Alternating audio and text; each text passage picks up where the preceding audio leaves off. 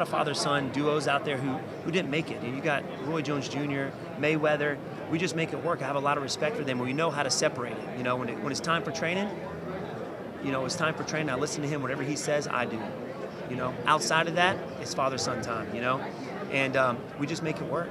And I love my dad very much. I respect him. He's trained many fighters over the years. And so whenever he says something, I listen. Wonderful. Thanks a lot, Stephen. Appreciate it. Good luck. Thank you. So Matt Brown is the opponent that you lost to, your only loss in the UFC. Hendricks just beat him. How have you improved since that fight? It was in 2012.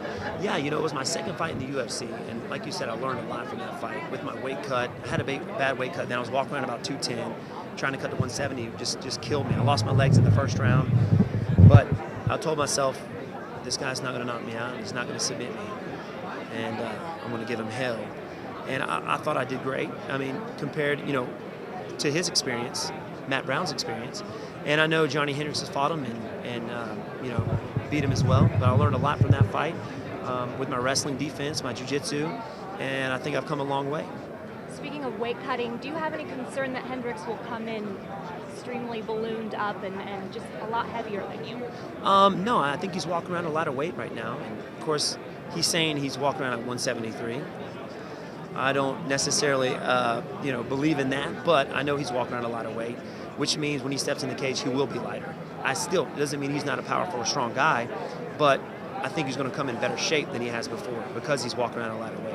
I think we want to see the best Johnny Hendricks, and that's what I want. You know, actually, when I found out that Cain Velasquez and Verdun wasn't happening, they couldn't find a fighter for Stipe, I wanted the fight. So we talked to Joe Silva. I was like, listen, we want this five-minute round fight. And he's like, I'll get back with you. And next thing you know, he's calling back. He says, it's on. So that's pretty much all he said was, it's on. I'm like, yes, you know. You know, I want to show the UFC, I want to show the fans, like I've said before, that I'm ready for that next step of competition. I want that title belt. And I think this is definitely going to prepare me for that. This will be your first 5-round fight, correct? Actually, my second. My last fight was with Jake Ellenberger. We made an event for the Tough Finale. That was scheduled for 5 fights. It went 1, but you know, I'm always prepared and ready and in shape for a five-minute round. Your style has so much movement to it. Is there any concern about getting tired? No, it's just something that I've been doing my whole life. You know, starting at the age of 12, my full contact training, at the age of 12. My dad was you know, had me training with world champions at the time. These were adults. And to me, I felt like they were trying to crush me. They were probably hitting me very lightly, but I had to rely on my movement to stay away from these guys, and that's something that I just kept in my game all the way up till now. So I'm used to the movement. I'm used to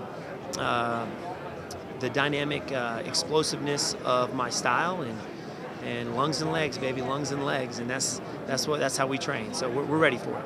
What's your natural stance?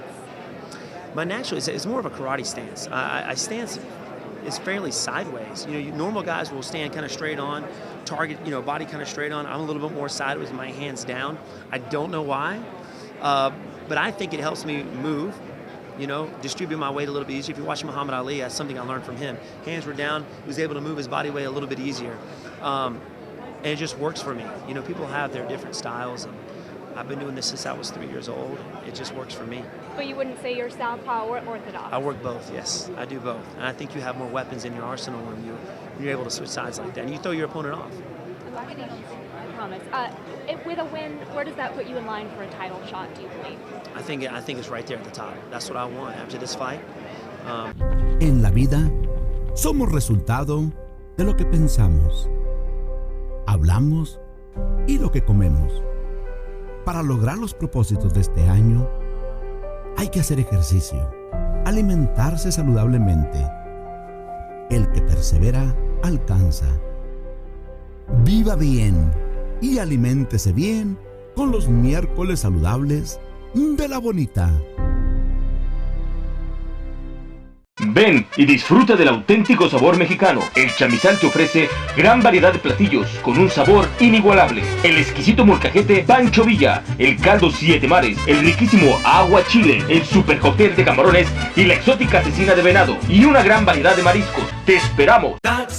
Es temporada de taxes y muchas veces no sabemos a dónde acudir. Luis tuvo una mala experiencia en el 2011. Por tratar de ganar el sorteo de una camioneta, no recibió su reembolso, pero sí una auditoría. Y en el 2012 le prometieron $10.000 que nunca recibió y lo estafaron cobrándole $500 por su preparación. Miles de contribuyentes son víctimas de fraude cada año. TaxMax te da más. Te ofrecemos tu estimado gratis. Visítanos o llámame al 943-8886.